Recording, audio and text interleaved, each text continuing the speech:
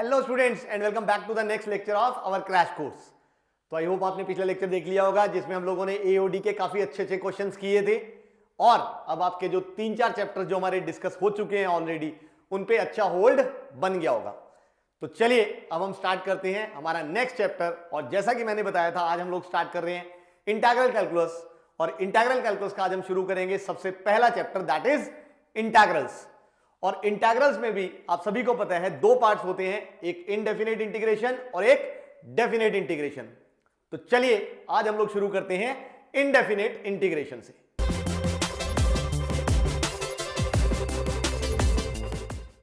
हाँ जी स्टूडेंट्स, तो ये आ गया सबसे पहला क्वेश्चन इनडेफिनेट इंटीग्रेशन का। तो यहां पे हमने इंटीग्रेशन करनी है pi into cos of pi ln x whole upon x। देखो बड़ा सिंपल सा क्वेश्चन है। आई थिंक आप लोगों को नजर आ रहा है कि क्योंकि यहां पे ln x लिखा हुआ है cos के अंदर और साथ में 1/x पड़ा हुआ है, तो ln x के डेरिवेटिव में आता है 1/x। इसलिए हम लोग क्या करेंगे, will put this ln x is equal to y। जैसे ही डेरिवेटिव लिया 1/x इंटू dx की वैल्यू आ गई dy। Is that okay? तो यहां से अगर आप ध्यान से देखें इसकी सब्स्टिट्यूशन करते ही बात बन रही है। वैसे क्योंकि अंदर साथ में पाई भी पड़ा हुआ है वो कांस्टेंट होता है, पाई को भी पुट कर सकते हो, यानी ये आ जाएगा पाई इंटू 1/x। और ये देखो ये बाहर पाई भी पड़ा हुआ है। तो यहां से अगर आप ध्यान से देखो ये इंटीग्रेशन आ गई मेरे पास, integration of pi upon x into dx की वैल्यू आ गई dy और कॉस ऑफ ये बन गया y। और कॉस y की इंटीग्रेशन आप सबको पता है वो होती है साइन y प्लस c और y की वैल्यू हम लोग वापस पुट कर देंगे that is pi ln x। तो answer turns out to be sine of pi ln x plus c। Simple सा क्वेश्चन था मेरे ख्याल से। तो चलिए बढ़ते हैं इसके बाद हम लोग नेक्स्ट क्वेश्चन पे।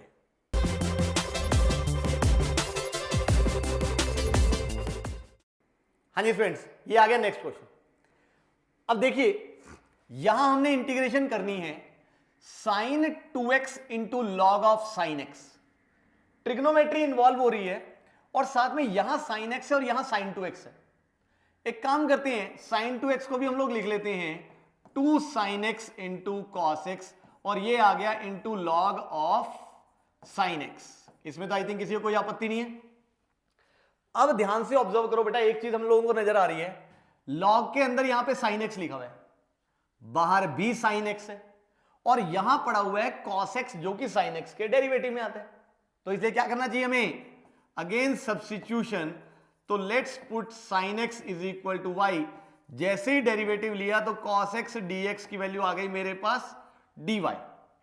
तो cos x इंटू dx ये चला गया डेरिवेटिव में, ये 2 कांस्टेंट है बाहर ऑफ कोर्स। तो यहां से मेरे पास बन गया ये 2 into integration of cos x dx की जगह dy और यहां पे sin x है मेरे पास y into of course this is nothing but log of y।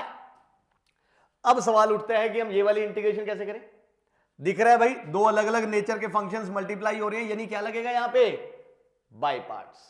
अब बाय पार्ट्स में एक इंपॉर्टेंट डिसीजन लेना होता है कि हम सेकंड फंक्शन किसको लें, या तो हम वो आइलेट वाला फंडा लगाएं या फिर दिख ही रहा है यहां पे हमें कि हमें सेकंड फंक्शन उसको लेना है जिसकी इंटीग्रेशन आती है, और इंटीग्रेशन आती है y की। तो इसलिए इसको हम लिखेंगे पहले 2 into integration of log y into dy। तो ये हमने ले लिया फर्स्ट फंक्शन, ये हमने ले लिया सेकंड फंक्शन और यहां पे अब हमने लगा दिया बाय पार्ट्स। तो ये आ गया बेटा 2 टाइम्स, अब यहां पे ब्रैकेट लगाओ, first function as it is into integration of second minus भाई derivative of y which is 1 into integration of log y into dy।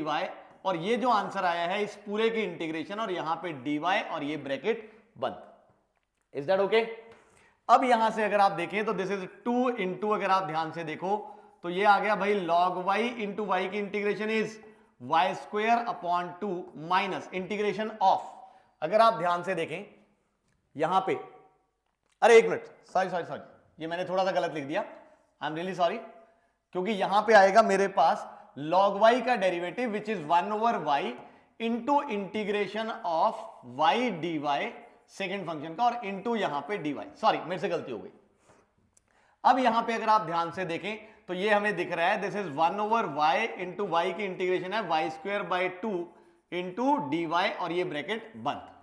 तो यहां पे हमें दिख रहा है दिस इज 2 इंटू, अगर आप ध्यान से देखें this is y²/2 into log y और माइनस, अगर आप ध्यान से देखें ये y से y कैंसिल तो ये 1/2 यहां पे and this is integration of y dy और यहां से अब हमें दिख रहा है अगर मैं इस 2 को ब्रैकेट में मल्टीप्लाई कर लूं तो ये आ जाएगा मेरे पास y² into log y and minus ये 2 इससे मल्टीप्लाई वो हो गया माइनस y की integration is y²/2 plus c और अब यहां से दिख रहा है y को हम लोग वापस सब्स्टिट्यूट कर देंगे क्या sin x।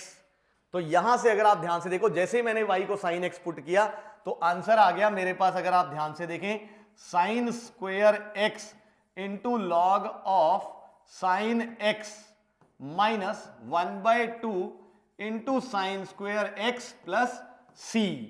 तो अब आई थिंक आप ऑप्शंस चेक कर सकते हैं, यहां से ये sin² x कॉमन गया हुआ है तो आई थिंक आंसर यही है क्योंकि -½ plus log of sin x, तो answer turns out to be c। I hope समझ आ गया होगा। ये ध्यान से बाय पार्ट्स वगैरह और बड़ी इंपॉर्टेंट चीजें हैं, इसमें गलती ना हो जाए जैसे मेरे से हो गई थी बाई चांस। कई बार हमसे एग्जाम में भी ऐसे गलती हो जाती है। Is that okay? आपसे गलती नहीं होनी चाहिए। मैं तो अगर गलती करता हूं तो आप हो बताने के लिए, बट आपको एग्जाम में बताने वाला कोई नहीं होगा, तो बी केयरफुल। गलती की कोई गुंजाइश नहीं है हमारे पास। Is that okay? तो चलिए बच्चों बढ़ते हैं हम लोग नेक्स्ट क्वेश्चन पे।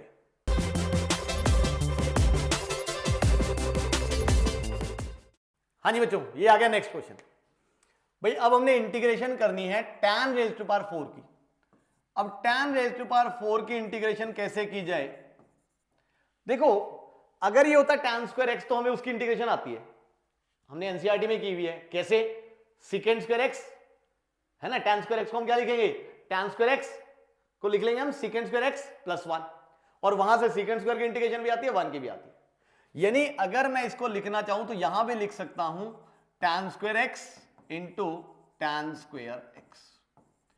अब यहां पे अगर आप ध्यान से ऑब्जर्व करें तो मैं इसको लिख सकता हूं tan² x और ये जो tan² x है इसको मैं लिख लेता हूं बेटा sec² x प्लस 1। आइडेंटिटी आती है अपने को, in fact sec² x minus 1, identity गलत हो जाएगी नहीं तो। अब यहां से आ गया मेरे पास, अगर आप ध्यान से देखो इसको मैं लिख सकता हूं integration of tan² x into sec² x minus integration of course tan² x। और अब यहां से अगर आप ध्यान दो, ये समझ आया ना कैसे है भाई? tan² x को मैंने ब्रैकेट में मल्टीप्लाई कर दिया और इंटीग्रेशन अलग अलग कर दी। अब ये वाली इंटीग्रेशन दिख रही है कि अगर मैं tan x को सब्स्टिट्यूट कर दूं तो उसका डेरिवेटिव साथ में पड़ा हुआ है, यानी ये तो आएगा एक तरह से y² की integration which is of course y³ यानी कि tan³ x/3 और माइनस, अगर आप ध्यान से देखो इस tan² x को हम क्या लिख लेंगे?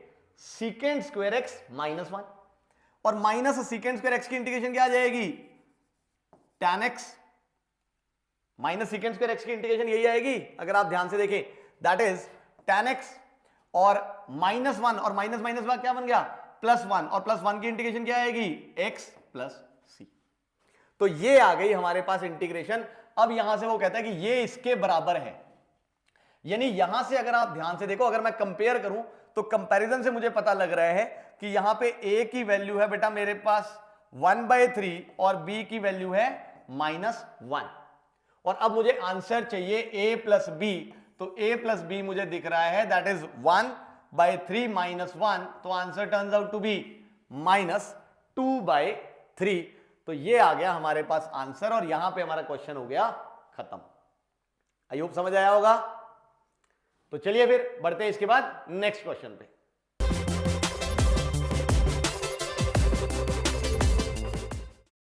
हाँ जी बच्चों, ये आ गया नेक्स्ट क्वेश्चन। अब हमने इंटीग्रेशन करनी है ये वाली। ये इंटीग्रेशन कैसे करें? ध्यान से देखो यहां पे लिखा हुआ है 1/, एक तरह से लीनियर इनटू रूट में क्वाड्रेटिक की इंटीग्रेशन। देखना जरा यही है। अब इसको देख के हमारे दिमाग में एक स्टैंडर्ड फॉर्म याद आई जिसमें हम लोग करते थे लीनियर अपॉन रूट में क्वाड्रेटिक। ये हमें हैंडल करनी आती है, ये स्टैंडर्ड फॉर्म होती है। तो इसका मतलब अगर हम इस फॉर्म को भी इसमें बना लें तो बात बन सकती है। तो इसको इस फॉर्म में बनाने के लिए हम लोग एक काम करते हैं, देखो यहां पे लीनियर मतलब एक तरह से एक्स पड़ा हुआ है, इसको न्यूमिनेटर में ले जाने के लिए let's put x is equal to 1/y। जैसे हमने सब्स्टिट्यूशन करी, अब डेरिवेटिव चाहिए होगा, तो dx आ गया बेटा मेरे पास -1/y² इंटू dy। अब ये सारी चीजें जब मैंने पुट करी तो ध्यान से देखो, ये माइनस बाहर आ गया, इंटीग्रेशन dx की जगह आ जाएगा मेरे पास 1/y² dy, इंटीग्रेशन के अंदर माइनस बाहर।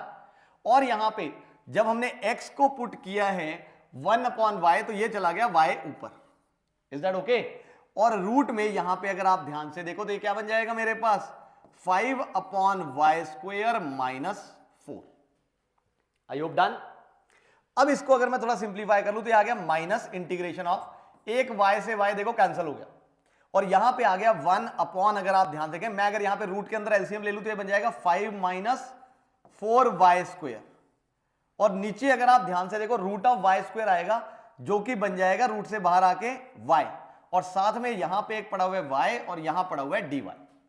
तो ध्यान से देखो बच्चों, ये y से y क्या हो गया, कैंसिल, यानी ये आ गया अगर आप ध्यान से देखें माइनस इंटीग्रेशन ऑफ 1 अगर आप ध्यान से देखें तो 5, यानी कि यहां से हम लोग लिख सकते हैं √5 का स्क्वायर माइनस 2y का whole square and it is dy। तो this standard is of the type 1/रूट में a² - x² टाइप। अब अगर आप याद करें तो integration of 1/रूट of a² - x² आप सबको पता है, ये आपको करना आता है। कैसे? ये क्या आता है हमारे पास साइन इनवर्स में, तो यहां आ गया बेटा माइनस एज इट इज। अब इसकी इंटीग्रेशन होगी हमारे पास साइन इनवर्स ऑफ, क्या होती है इसकी इंटीग्रेशन, x/a। अब x की जगह क्या है यहां पे 2y अपॉन a क्या है √5, एंड ऑफ कोर्स क्योंकि x की जगह यहां पे 2y है तो एडिशनली ये मल्टीप्लाई होगा किससे 1/2 से, and of course plus c। तो ये आ गया हमारे पास आंसर। अब मैं जब इसको वापस पुट करूंगा -1/2 into this is sine inverse of 2 into y को मैं पुट कर दूंगा ऑफ कोर्स अगेन 1/x, तो ये आ जाएगा 2/√5 इंटू x प्लस c। अब अगर हम ऑप्शन देखें ऑफ कोर्स ये नहीं है, ये नहीं है, आंसर tan इनवर्स दिया हुआ है, देखो ध्यान से, हमें नहीं पता आंसर क्या है, मतलब अभी तक हमारे हिसाब से अगर मैं एज ए स्टूडेंट देख रहा हूं मेरे पास आंसर है नहीं, तो या तो आंसर सी है या फिर डी है कि नहीं। बट जल्दबाजी मत करना, इसको डी टिक मत कर देना आप, कहीं हम नन ऑफ दीज को टिक कर लें, क्योंकि यहां साइन इनवर्स है या टैन इनवर्स है, यानी इस साइन इनवर्स को हमें किस पे ले जाना पड़ेगा, टैन इनवर्स पे। अब साइन इनवर्स को टैन इनवर्स पे कैसे लेके जाए, आई थिंक ये तो आपको आता ही है। अगर आप याद करो ट्रिग्नोमेट्री में हमने देखा हुआ है कि हम एक काम करते हैं, अगर हमें इसको टैन इनवर्स में लेके जाना है तो क्योंकि sign inverse of 2/√5 into x, अगर आप ध्यान से देखें तो यहां पे मेरे पास आ गया ये, और इसको हमने पुट कर दिया थीटा, यानी यहां से साइन थीटा आ गया बेटा मेरे पास 2/√5 इंटू एक्स। और अगर आप ध्यान से देखें अब जब साइन थीटा ये बन गया है तो हम इसको किस में लेके जाएंगे, टैन इनवर्स में, मतलब हमें क्या निकालना है यहां से tan theta, and I hope tan theta आप सबको निकालना आता है, क्योंकि अगर हम राइट एंगल ट्रायंगल का यूज करेंगे तो टैन थीटा की वैल्यू ऑटोमेटिकली आ जाएगी, बिकॉज दिस इज, भाई क्या होता है साइन थीटा हमारे पास ट्रायंगल के हिसाब से परपेंडिकुलर अपॉन हाइपोटेन्यूज, तो ये है परपेंडिकुलर अपॉन हाइपोटेन्यूज। तो यहां से अगर हम राइट एंगल ट्रायंगल बना लें तो perpendicular is this and hypotenuse is this, तो यहां से अगर मैं ये निकालूं तो ये होगा this square minus this square का रूट, यानी ये आ गया रूट ऑफ 5x² -4, तो ये आ गया मेरे पास ये वाली साइड। और अब यहां से अगर आप ध्यान से देखें तो मैं भाई बड़ी इजीली टैन पे जा सकता हूं, कैसे, अगर मैं यहां से लिखूं टैन थीटा, तो टैन थीटा आ गया मेरे पास 2/√5x² -4, यानी यहां से थीटा आ गया मेरे पास टैन इनवर्स ऑफ 2/√5x² -4, यानी साइन इनवर्स इसके बराबर है और थीटा इसके बराबर है। तो यानी यहां से अगर हम आंसर देखना चाहें तो हमारा आंसर एक तरह से आ चुका है -1/2 इंटू tan इनवर्स ऑफ 2/√ऑफ 5x² - 4 of cos plus c। But ना यहां माइनस है, देखो ध्यान से, और ये भी नहीं है। इनफैक्ट हमारे पास जो tan इनवर्स में आ रहा है वो तो यहां पे रेसिप्रोकल में है। अब ये कैसे बनाए, यानी इसके अंदर वाली चीज को रेसिप्रोकल कैसे करें? इसके लिए भी अगर आप याद करें तो आपको इनवर्स ट्रिग्नोमेट्री की एक आइडेंटिटी आती है कि जब भी हमारे पास tan इनवर्स आए, इसको हम लोग लिख सकते हैं cot inverse of 1/x, provided जो यहां पे अंदर x लिखा वो क्या हो, पॉजिटिव। और यहां पे हमें दिख रहा है कि ये पॉजिटिव ही है, यानी अगर हम इसको लिखना चाहें तो हम इसको लिख सकते हैं -12 of cot inverse of course √5x² - 4 upon 2 plus c। अब आप कहोगे सर cot इनवर्स पे चले गए आप, तो हमें तो tan इनवर्स चाहिए था। अब cot इनवर्स से tan इनवर्स पे वापस कैसे जाया जाए, अगर आप ध्यान से देखें, क्योंकि हमें एक आइडेंटिटी आती है कि भाई tan inverse a plus cot inverse a किसके इक्वल होता है, ये π/2 के। तो यूजिंग दिस आइडेंटिटी अगर आप ध्यान से देखो, cot इनवर्स a को मैं क्या लिख सकता हूं, इसको उधर ले जाऊं तो π/2 माइनस tan इनवर्स a। यानी अगर मैं इसको लिखना चाहूं तो मैं लिख लूंगा भाई π/2 minus tan inverse of this thing.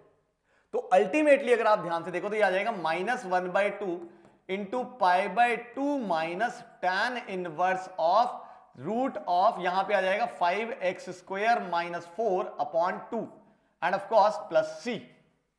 और यहां से अगर आप ध्यान से देखो, ये जब -1/2 मल्टीप्लाई होगा तो ये बन जाएगा मेरे पास π/4 plus half into tan inverse of root of 5x² - 4 upon 2 plus c।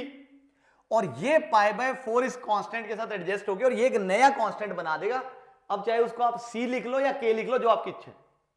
यानी अल्टीमेटली आंसर आ गया half into tan inverse of root of 5x² - 4 upon 2 plus c।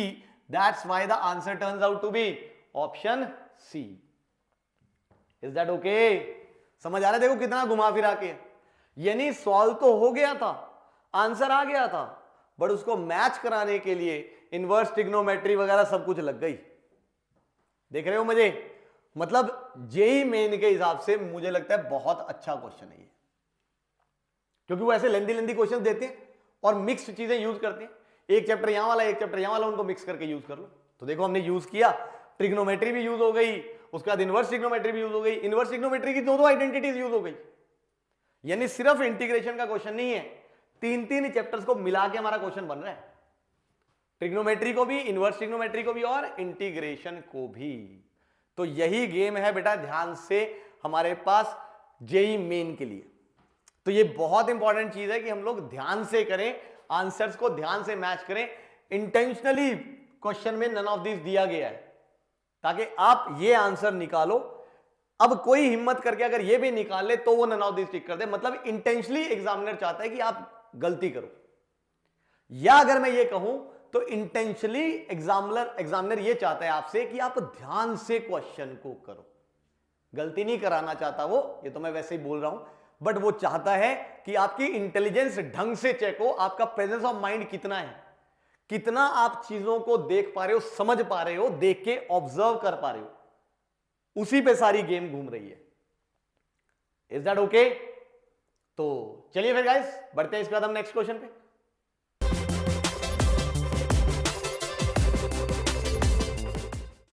हाँ जी बच्चों, ये आ गया नेक्स्ट क्वेश्चन। अब इसमें वो कहता है कि integration of this is equal to f of x plus सी। तो हमने एफ ऑफ 2/π निकाला, यानी कुल मिला के अगेन इसकी इंटीग्रेशन करनी है, करेंगे तो एफ ऑफ एक्स आ जाएगा, तो एफ ऑफ 2/π आ जाएगा। अब इसकी इंटीग्रेशन कैसे की जाए? अगर तुम थोड़ा सा ध्यान दो तो यहां मुझे एक चीज दिख रही है कि इसको मैं लिख सकता हूं integration of x³ into sine of 1/x, इसकी इंटीग्रेशन माइनस 1/4, मतलब integration of 1/4 into x² into cos of 1/x की इंटीग्रेशन। ये स्टेप तो ऑब्वियस है, आई थिंक सभी ने लिख लिया होगा। अब क्या करें? जैसे ही दो अलग अलग नेचर के फंक्शंस हमें नजर आए तो ऑब्वियसली हम लोग क्या लगाएंगे? क्या लगाएंगे भाई, बाय पार्ट्स। तो हम लगाते हैं बाय पार्ट्स। अब बाय पार्ट्स लगाने के लिए हमें सेकंड फंक्शन लेना पड़ेगा। सेकंड फंक्शन किसको ले, तो भाई हम लोग सेकंड फंक्शन ले लेते हैं जिसकी इंटीग्रेशन हमें आती है। अब इंटीग्रेशन किसकी आती है, इसकी। तो एक काम करते हैं, हम इसको लिख लेते हैं, फिलहाल के लिए इसको भूल रहा हूं मैं, और इसको मैंने लिख लिया sine of 1/x into x cube into dx। अब इस पे मैंने बाय पार्ट्स लगाया तो ये आ गया first function as it is into integration of x cube which is x की पावर 4/4 माइनस बड़ा सा integration derivative of first function. Sine का डेरिवेटिव क्या होता है भाई, cos of 1/x into by chain rule 1/x का derivative is -1/x² into second function की इंटीग्रेशन विच इज एक्स की पावर 4/4 इंटू dx। यानी यहां पे हमें दिख रहा है, अगर आप ध्यान से ऑब्जर्व करें तो ये आ गया मेरे पास एक्स की power 4/4 into sine of 1/x, और यहां पे अगर आप ध्यान से देखें तो ये आ गया मेरे पास प्लस इंटीग्रेशन ऑफ, अगर आप ध्यान से ऑब्जर्व करें यहां से x स्क्वायर कैंसिल हुआ तो 1/4 into x square into cos of 1/x into dx। तो यहां पे हमने बाय पार्ट्स लगाया, यहां तक पहुंचे। अब ध्यान से देखो, ऐसा एक इंटीग्रल ऑलरेडी पड़ा हुआ है क्वेश्चन में, यानी यहां पे अगर हम देखें तो -1/4 into x square into cos of 1/x ये पड़ा हुआ है, यानी -1/4 into x square into cos of 1/x already पड़ा हुआ है, minus integration of 1/4 into x square into cos of 1/x यहां भी कैरी फॉरवर्ड हो गया, और जैसे ही यहां कैरी फॉरवर्ड हुआ तो ये प्लस ये माइनस हो गया कैंसिल, तो आंसर आ गया भाई x raise to power 4/4 into sine of 1/x plus c। Is that okay? तो इस इंटीग्रेशन की वैल्यू आ गई ये ध्यान से बेटा, ये बहुत इंपॉर्टेंट स्टेप है, बहुत क्वेश्चन में ये चीज यूज होती है। जब ऐसे दो अलग अलग बाय पार्ट्स टूट रहे हो तो बहुत जगह पे ऐसा होता है कि हम दोनों में से किसी एक पे ही लगाते हैं और जो दूसरा बच जाता है वो ऑटोमेटिकली आगे जाके कैंसिल हो जाता है। तो जब आप बाय पार्ट्स लगाएं तो आपने इस चीज का ध्यान रखना है कि ऐसी चीज बहुत बार होती है बाय पार्ट्स में। तो इसलिए जब भी ऐसे दो इंटीग्रेशन में टूटे और दोनों में बाय पार्ट्स आ रहा हो तो आप थोड़ा सोच समझ के बाय पार्ट्स लगाना। हो सकता है कि ऐसे कैंसिल हो जाए, वरना आप इस पे भी बाय पार्ट्स लगा दोगे तो ये आगे और कॉम्प्लिकेटेड होता जाएगा।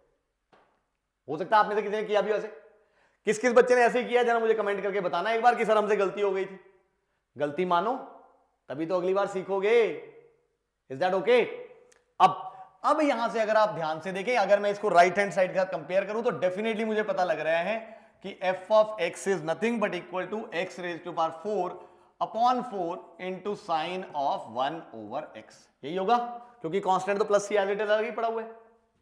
अब यहां से हमने निकालना है f ऑफ 2/पाई, यानी ये आ जाएगा 2/पाई, यानी 2 की पावर 4 इज 16/4 इंटू पाई की पावर में 4 एंड इंटू, अगर आप ध्यान से देखो साइन ऑफ, अगर आप ध्यान से देखें 1/2/पाई, पाई ऊपर चला गया था, क्या बन गया π/2, एंड क्योंकि साइन π/2 1 होता है, ये कैंसिलेशन हो गई, तो हमारा आंसर आ गया बेटा 4/पाई की power 4 which is of course option b. And यहां पे हमारा जो क्वेश्चन है वो गया खत्म। समझ आया है? बहुत इंपॉर्टेंट चीज है ये बाय पार्ट्स में, ऐसे कई बार बहुत सारे बच्चे इसमें ऐसे अटक जाते हैं। Is that okay? तो चलिए गाइस, इसके बाद हम लोग बढ़ते हैं नेक्स्ट क्वेश्चन पे।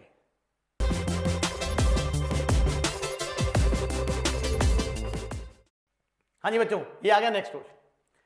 अब नेक्स्ट क्वेश्चन में वो क्या कहता है, देखो कि हमने इसकी इंटीग्रेशन करनी है। अगर मैं इसको थोड़ा सा सिंप्लीफाई कर लूं तो ये आ गया e की पावर में साइन इनवर्स x इंटू, अगर मैं एलसीएम ले लूं तो ये आ जाएगा 2x into root of 1 minus x square plus of course x square minus 1/2 into root of 1 minus x square dx। जैसे ये वाली चीज दिखी तो हमारे दिमाग में एक रिजल्ट चमका, आई थिंक सबके दिमाग में चमका होगा। कौन से वाला?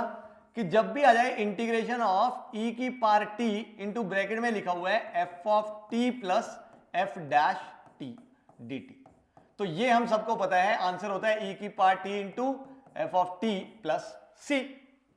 ये रिजल्ट तो हम लोगों ने पढ़ा हुआ है।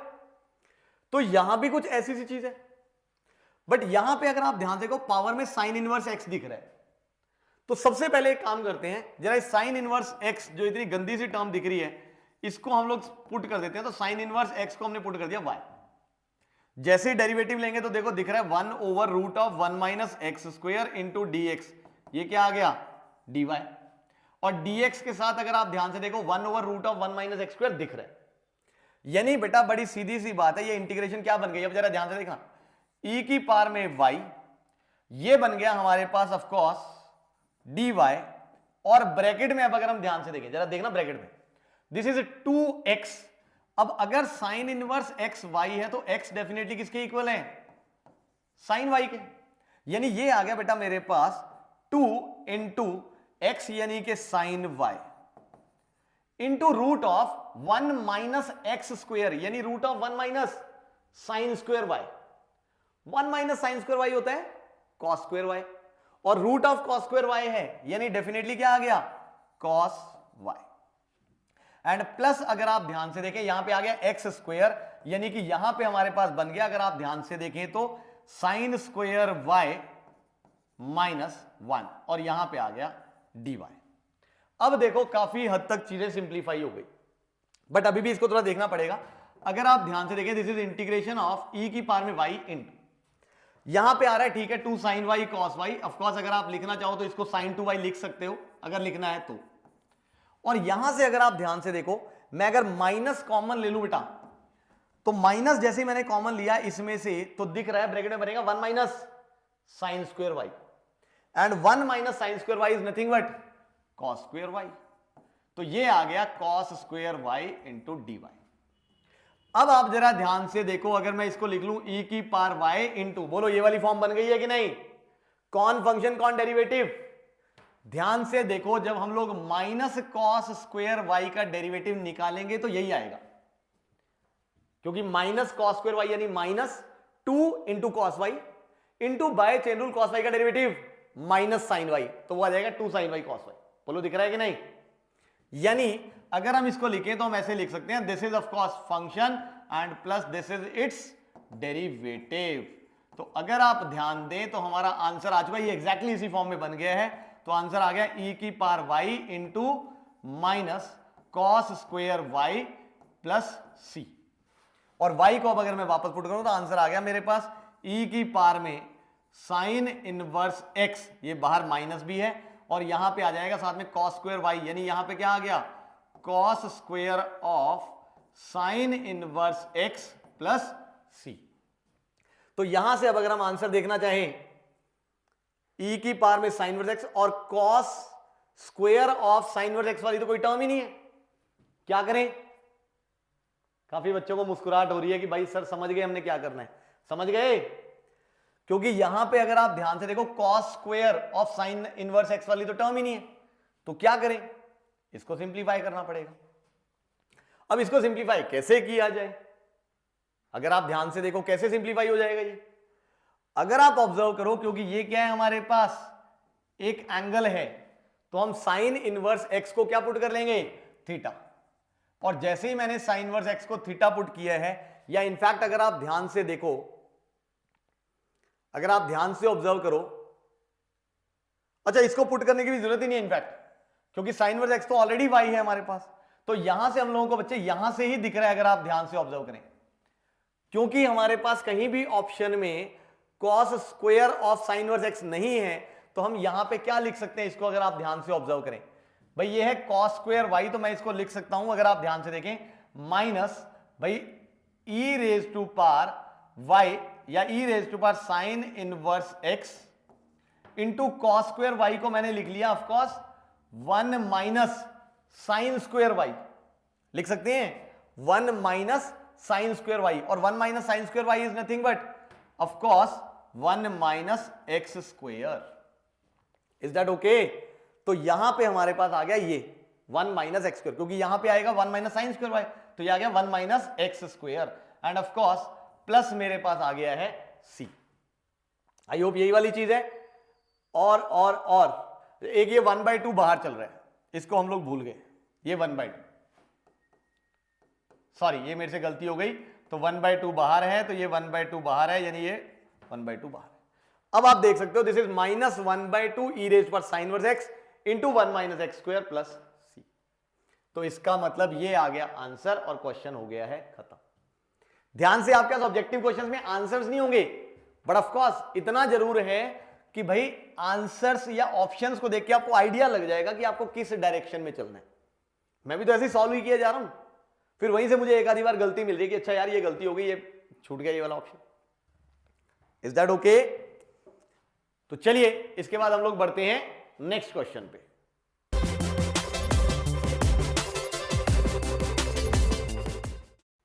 हाँ जी बच्चों, ये आ गया नेक्स्ट क्वेश्चन। अब इसमें देखिए वो क्या कहते हैं, integration of root of this thing is equal to this. तो हमने ये वाली वैल्यू लिखनी है। देखो अब सबसे पहले हमने देखा यार इंटीग्रेशन ऑफ रूट के अंदर जब ऐसे लिखा हुआ है तो देखो मैं इसको ऐसे लिख लेता हूं, cos cube x upon sine की पावर 11 है तो मैं उसमें से sine cube x into sine की पावर 8 ऑफ x ऐसे लिख लेता हूं। बोलो चलेगा? क्योंकि मुझे कॉट पे जाना है। अब मुझे कॉट दिख रहा है, अगर आप ध्यान से ऑब्जर्व करो तो मैं इसको लिख सकता हूं भाई दिस इज रूट ऑफ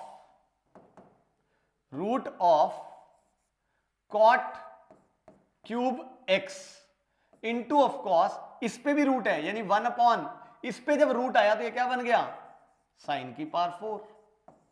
बोलो ये वाली चीज नजर आ रही है? यानी एक तरह से ये बन गया बेटा, अगर तुम ध्यान से देखो, इंटीग्रेशन ऑफ कॉट की power 3/2 of x into cosecant की पावर 4। Is that okay? अब ये वैसा ही होगा जैसे tan और सीकेंट होता है।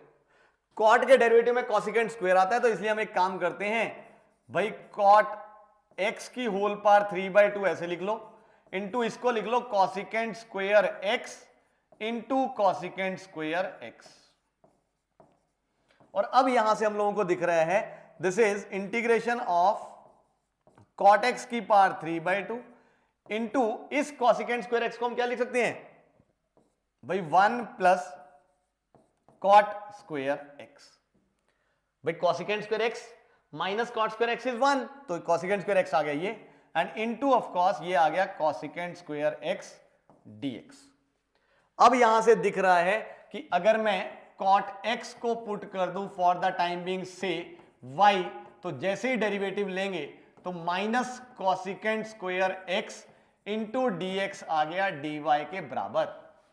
यानी ये जो है वो चला गया डेरिवेटिव में, तो यहां से आ गया इंटीग्रेशन में माइनस भी आएगा, वो बाहर चला गया, यहां पे आ गया मेरे पास ऑफ कोर्स dy, और ये बन गया, अगर आप ध्यान से देखें, y की पावर 3/2 इंटू मेरे पास ब्रैकेट में आ गया भाई y स्क्वायर प्लस 1।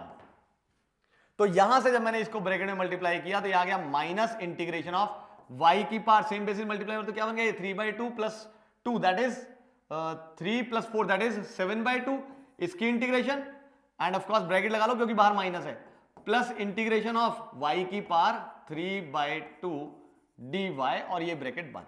अब आई थिंक ये सारी इंटीग्रेशन आपको आती है भाई, ये बन गया y की पावर 7/2 प्लस 1 दैट इज 9/2 और अपॉन 9/2 यानी कि 2/9, एंड यहां से अगर आप ध्यान से देखो प्लस भाई y की power 3/2 plus 1 that is 5/2 upon of course 5/2 यानी कि यहां पे आ गया 2/5, and of course plus c। y को वापस पुट करो तो ये देखो यहां से दिख रहा है कॉट की पावर 9, तो यहां पे कॉट की पावर 9, यहां पे कॉट की पावर 5/2, 9/2, यहां पे 5/2, तो ये 5/2। यानी कंपेयर करके, क्योंकि बाहर माइनस भी पड़ा हुआ है, तो कंपैरिजन से हमें दिख रहा है कि जो a की वैल्यू है हमारे पास वो है इसका कोएफिशिएंट दैट इज -2/5, एंड जो b है वो है इसका कोएफिशिएंट विच इज -2/9, तो ये आ गया -2/9।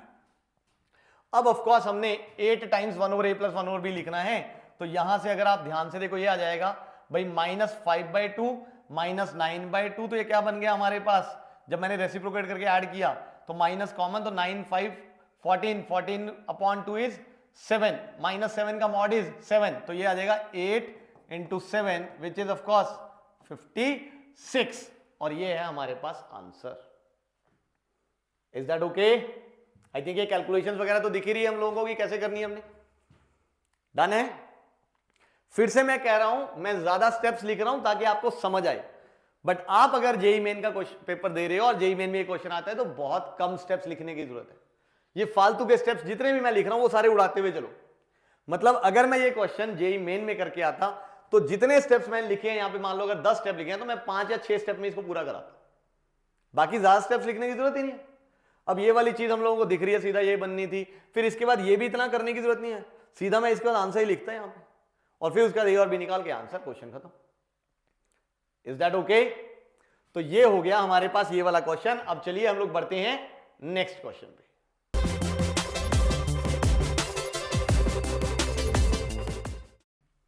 हाँ जी बच्चों, ये आ गया नेक्स्ट क्वेश्चन। अब इसमें क्या है, वो कहता है अगर f ऑफ x इसके बराबर है एंड f ऑफ ln2 जो है वो इसके बराबर है तो हमें f ऑफ 0 निकालना है। कैसे निकाला जाए, चलो देखें जरा। अगर आप ध्यान से देखो तो f ऑफ x को मैं थोड़ा सिंप्लीफाई करके लिख सकता हूं, जैसे इसको 1 ओवर e की पावर x लिखा, एलसीएम लिया, ऊपर चला गया तो ये बन जाएगा 4 इंटू ई की पावर में 2x माइनस 3 और ये आ गया ऊपर e की पावर में 2x and dx। I hope ये वाली चीज नजर आ रही है आप लोगों को। अब सवाल ये उठता है कि इसमें आगे कैसे बढ़ा जाए।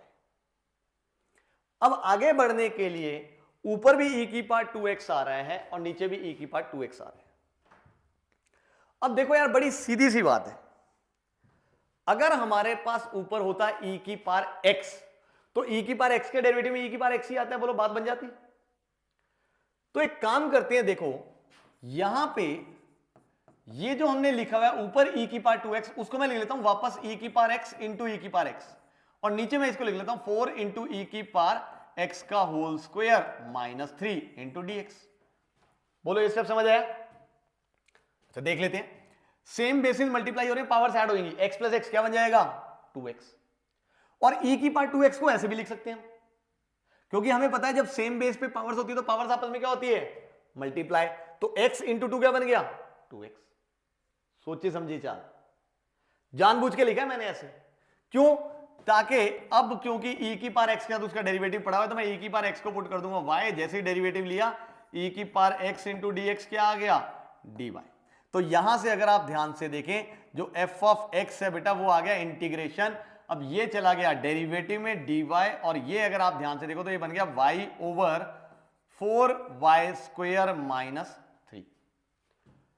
अब यहां से ये क्वेश्चन बड़ी इजीली सॉल्व हो रहा है। Is that okay? कैसे भाई, इसका डेरिवेटिव ऊपर पड़ा हुआ है तो एक काम करते हैं, let's put again y square को पुट कर लो या फिर आप 4y स्क्वायर माइनस 3 को ही पुट कर लो से z। जैसे ही डेरिवेटिव लेंगे तो 8y into d Y, minus 3 का डेरिवेटिव 0 ही है, is equal to of course dz। तो यहां से दिख रहा है y इंटू डी वाई आ गई ये वाली चीज, यानी यहां से जो f ऑफ x है मेरे बच्चों वो निकल के क्या आ गया भाई, यहां से y dy तो ये 1/8 बाहर, इंटीग्रेशन ऑफ यहां पे जो है वो dz और ये चला गया डेरिवेटिव में तो यहां से आ जाएगा 1/z और 1/z की इंटीग्रेशन आप सबको आती है, दैट इज 1/z की integration ln of mod z plus c। अब मैं z को वापस पुट कर दूंगा तो z को मैंने पुट किया 4y स्क्वायर माइनस 3 तो ये आ जाएगा 1/8 into ln of mod of 4y square minus 3 plus c और अब मैं y को भी वापस पुट कर दूंगा तो this is ln of mod of 4e raise to power 2x minus 3 plus c। तो ये आ गया हमारे पास f ऑफ x। हमने निकालना है f ऑफ 0, यानी हम x को क्या पुट कर देंगे अब 0, बट ऑब्वियसली उससे पहले हमें ये c निकालना पड़ेगा क्योंकि जब तक ये c नहीं आएगा तब तक तो बात बनेगी नहीं। तो c निकालने के लिए हमें ये एक और कंडीशन दी हुई है, हम इसका इस्तेमाल कर लेते हैं। f ऑफ ln2 तो मैं x की जगह पुट कर देता हूं ln2 तो ये आ जाएगा f ऑफ ln2 यानी 1/8 into ln of mod of, अब जरा ध्यान से देखिएगा 4 इंटू ई की पावर में 2ln2 minus 3 plus of course c। और क्योंकि ये हमें दिया हुआ है ln ऑफ 13 की पावर 1/8 तो मैं इसको इक्वल टू ये पुट कर देता हूं। आई होप क्लियर है? अब जरा ध्यान से देखिए, यहां से अगर आप देखो तो ये बन गया 1/8 into ln of mod of. अब इसको जरा ध्यान से देखो, ये जो 2 है ये 2 चला गया यहां पावर में, यानी एक तरह से यहां आ गया e की पावर में ln या फिर मैं कह सकता हूं log ऑफ 2 का स्क्वायर। ln मतलब log का बेस क्या है, e। और ये प्रॉपर्टी तो हमने पढ़ी हुई है, अगर आप ध्यान से देखो कि अगर एक्सपोनेंशियल की पावर e की पावर में अगर ऐसे लिखा हो तो आंसर क्या आता है इसका, ऑफ कोर्स 2 स्क्वायर। यानी इसकी जो वैल्यू है वो तो क्या आ जानी है 4, तो 4 इंटू 4 16, 16 माइनस 3 इज 13। यानी अब यहां पे मॉड लगाओ चाहे ना लगाओ कोई फर्क नहीं पड़ने वाला, तो इसलिए इसको अगर आप ध्यान से देखें तो हम लिख सकते हैं ln of 13 plus c is equal to ln of 13 की पावर 1/8। अब ध्यान से देखो ये भी एक तरह से 1/8 पावर में चला गया, तो यहां से दिख रहा है भाई हम लोगों को कि c की वैल्यू क्या आ गई 0। नजर आ रही है आई थिंक आप सभी को, है ना, क्योंकि ये और ये टर्म तो इक्वली होती है तो ये कैंसिल ही हो गए दोनों तरफ, तो c की वैल्यू क्या आ गई 0। यानी कुल मिला के f ऑफ x हमारे पास आ गया 1/8 into ln of mod of 4 into e की पावर 2x माइनस 3। अब यहां से हमने निकालना है f ऑफ 0, तो हम x को पुट करेंगे 0। जैसे ही हमने x को 0 पुट किया, ध्यान से देखिए e raise to power 0 is 1, तो ये आ गया ln of mod of 4 minus 3 that is 1, और ln 1 क्या होते हैं 0, तो answer is 1/8 into 0 is 0, so answer turns out to be 0। Clear था ना, बढ़िया क्वेश्चन। देखो कैलकुलेशन भी है, कॉन्सेप्ट भी है, दो बार सब्स्टिट्यूशन भी लग रही है, तो बड़े ध्यान से सोच समझ के करने वाली चीजें हैं। और इंटीग्रेशन से जो क्वेश्चन आते हैं जेईई मेन में वो ऐसे ही लेवल के आते हैं। यूजुअली बच्चे फंस जाते हैं इंटीग्रेशन में क्योंकि बहुत सारी चीजें मिक्स हो जाती है, फिर ऊपर से इतना कैलकुलेटिव भी होते हैं। अब बहुत सारे बच्चे हैं जो यहां तक ठीक करेंगे सब कुछ, लास्ट में जहां पुट करने की बारी आई वहां कैलकुलेशन एरर कर दी, तो क्वेश्चन तो गया। यानी आंसर आपका तभी करेक्टली आएगा जब आपका लॉजिक ठीक है, इंटीग्रेशन सोच के हमने ठीक करी और एंड में आंसर भी ठीक आया। और इंटीग्रेशन के क्वेश्चन में मैक्सिमम टाइम्स बच्चों को दिक्कत आती है जब आंसर्स ठीक नहीं आते। जेईई मेन में मैंने ओवर द इयर्स देखा है कि बच्चों से मैक्सिमम टाइम्स इंटीग्रेशन का क्वेश्चन पकड़ा जाता है कि हां सर ऐसे होना है, क्वेश्चन हमें आता था। मैक्सिमम बच्चे आगे बोलते हैं कि सर इंटीग्रेशन के क्वेश्चन आया था बट हमें आता था, हमने कर भी डाला बट आंसर नहीं मैच किया। क्यों?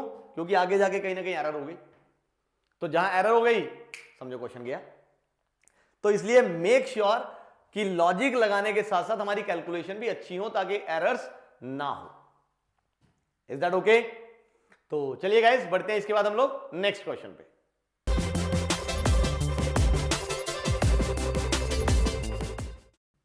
हाँ जी, ये आ गया नेक्स्ट क्वेश्चन।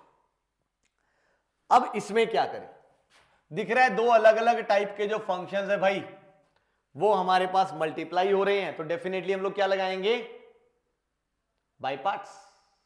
अब बिल्कुल ठीक है, आप बाय पार्ट्स लगाओ, बट आपको दिख रहा है बाय पार्ट्स एक बार दो बार तीन बार लग सकता है, यानी रिपीटेडली बाय पार्ट्स लग रहा है।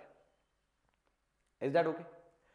तो इसके लिए वैसे तो क्योंकि 2-3 बार लगना हम लगा लेंगे, कोई दिक्कत वाली बात नहीं है, बट मैं चाहता हूं कि आपको, बहुत सारे बच्चों को वैसे पता होगा कि जब भी हम बाय पार्ट्स लगाएं ऐसे रेपिटेशन में तो हमारे पास एक रिजल्ट होता है बेटा जो हमें पता होना चाहिए। जब रिपीटेड बाय पार्ट्स लगाना पड़ रहा है तो उसमें हम सीधा ऐसे लगा सकते हैं u into of course v1 minus u dash into v2 plus u double dash into v3 minus u triple dash into v4 and plus so on. जब भी रिपीटेड बाय पार्ट्स लगाना हो हमें इस रिजल्ट का यूज करना है, यह रिजल्ट हमने सीधा याद रखना है। अब कई बच्चे सोच रहे हैं सर ये रिजल्ट है क्या? देखो ये u है तो मतलब ये है फर्स्ट फंक्शन, ये है सेकंड फंक्शन। अब जब हमने सबसे पहले लिखा तो हमने लिखा u इंटू v1। v1 का मतलब है कि इस सेकंड फंक्शन का फर्स्ट बार इंटीग्रेशन करना है, एक बार इंटीग्रेशन करना है। Is that okay? यानी v1 का मतलब है integration of v, u as it is into v1 का इंटीग्रेशन, v का इंटीग्रेशन। फिर यहां पे आ गया u डैश। u डैश का मतलब है भाई ऑब्वियसली कि u का हमने क्या निकालना है डेरिवेटिव।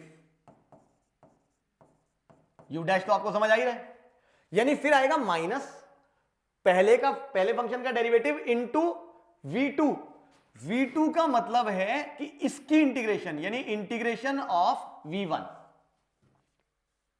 समझ आया?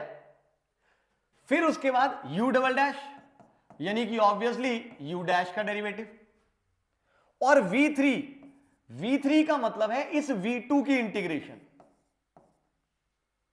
फिर माइनस U ट्रिपल डैश, यानी कि सेकेंड डेरिवेटिव जो हमने निकाला फर्स्ट फंक्शन का, उसका डेरिवेटिव, और फिर आ गया V4।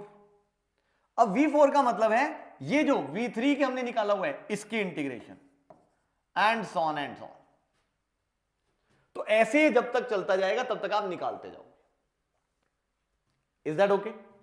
यानी हमने क्या करना है, जब भी ऐसे रिपीटेड बाय पार्ट्स लगे तो यहां पे हमारे पास फर्स्ट फंक्शन सेकंड फंक्शन हमने डिसाइड कर लिया, तो सबसे पहले हम लिखेंगे first function as it is, second की इंटीग्रेशन, बाय पार्ट्स में यही होता है ना, माइनस फर्स्ट का डेरिवेटिव इंटू सेकंड वाले फंक्शन की जो पहली इंटीग्रेशन करी है उसका फिर से इंटीग्रेशन, प्लस इसका डेरिवेटिव और फिर इसकी इंटीग्रेशन, माइनस इसका डेरिवेटिव और इसकी फिर से integration, and so on and so on.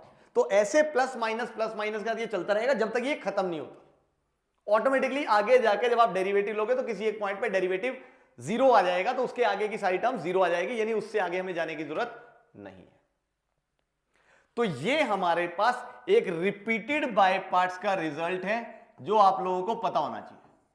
हो सकता है कि काफी बच्चों को पता हो सकता है काफी बच्चों को ना भी पता हो, तो इसलिए मैंने ये रिजल्ट आपको बता दिया है। तो जब भी ऐसे रिपीटेड बाय पार्ट्स लगे तो हम इसका यूज करेंगे।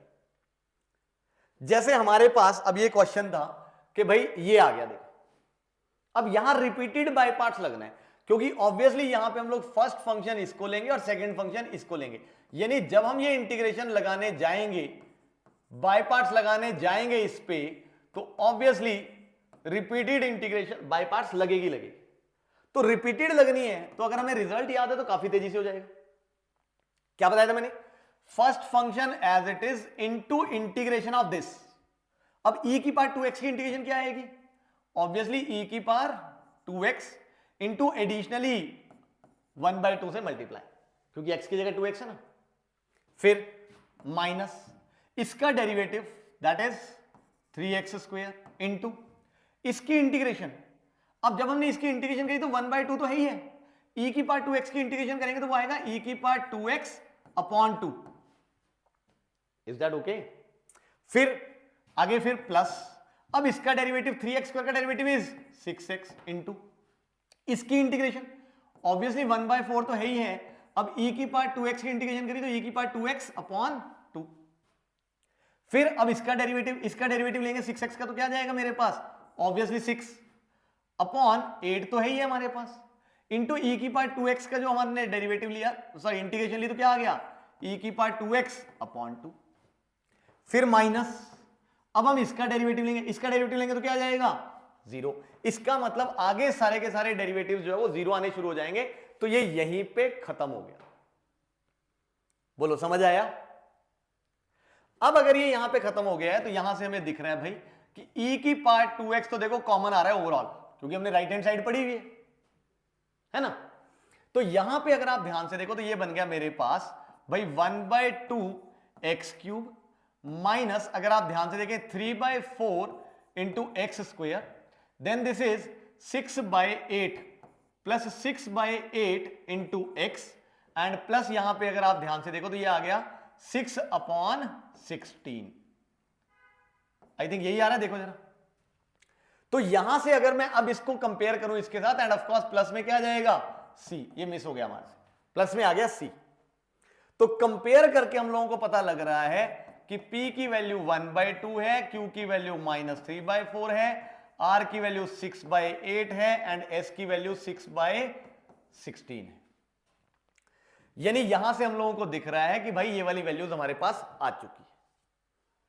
Is that okay?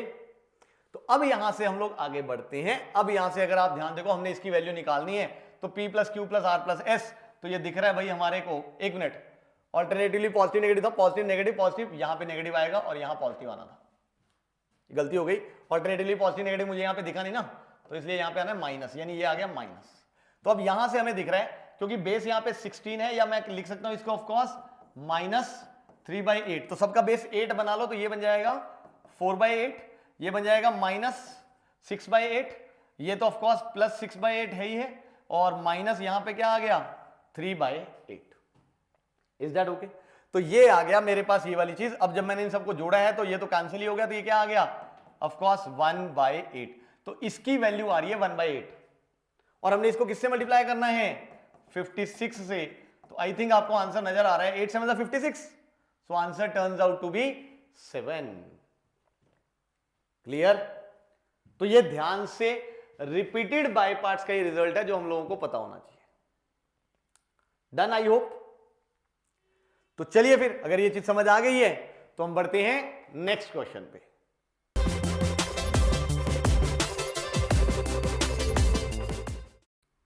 हाँ जी बच्चों, ये आ गया नेक्स्ट क्वेश्चन। अब इसकी इंटीग्रेशन करनी है।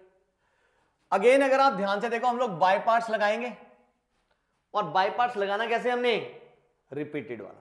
तो यहां पे हमें दिख रहा है integration of x³ into sine 2x। जानबूझ के मैंने दो सेम क्वेश्चन लिए हैं ताकि आपकी प्रैक्टिस हो जाए और आपको ये अच्छे से समझ आ जाए।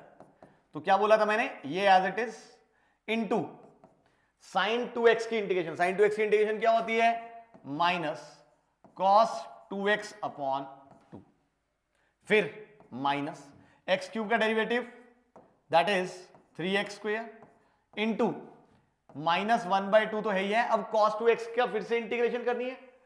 अब cos 2x की इंटीग्रेशन क्या होगी, sin 2x अपॉन 2, तो ये आ जाएगा sin 2x अपॉन 2। अब फिर से प्लस 3x² का यहां पे डेरिवेटिव, तो that is 6x। Of course bracket में यहां पे दिख रहा है हमें -1/4 तो है ही है। sin 2x की integration is minus cos 2x, तो यानी ये बन जाएगा plus cos 2x and of course upon में 2 तो आना ही आना है। फिर 6x का derivative that is of course 6, and यहां पे अगर आप ध्यान से देखो ये 1/8 तो है ही है, और cos की जब हम इंटीग्रेशन करेंगे तो क्या आ जाएगा sin, तो ये आ जाएगा sin 2x अपॉन 2, और फिर हम +6 का डेरिवेटिव लेंगे तो दैट इज 0, यानी आगे सारी टर्म 0 आ जाएगी, तो ये आ जाएगा आगे +c। आई होप डन है? तो लाइक टर्म्स इकट्ठी करनी है यार, जल्दी से मेरे ख्याल से कर डालो, तो ये आ जाएगा -x³/2 into cos 2x, then this is plus I think बनेगा, तो this is 3/4 into x² into sine 2x, and plus यहां पे अगर आप ध्यान से देखें ये 2 3 6, तो यहां पे आ जाएगा प्लस 3/4 x cos 2x, और माइनस 2 3 तो यहां पे आ जाएगा -3/8 sin 2x प्लस c। तो आई थिंक सीधा सा आंसर है यार, ऑप्शंस मैच कर लो, आई थिंक ये दिया ही हुआ है, मैच कर लेना, अपने आप आपका आंसर आ जाएगा। तो ये है रिपीटेड बाय पार्ट्स, जैसा मैंने पहले ही बताया, इंटेंशनली लिया है मैंने ताकि आपको प्रैक्टिस हो जाए और आपकी गलती ना हो पाए। Is that okay? तो चलिए फिर बढ़ते हैं नेक्स्ट क्वेश्चन पे।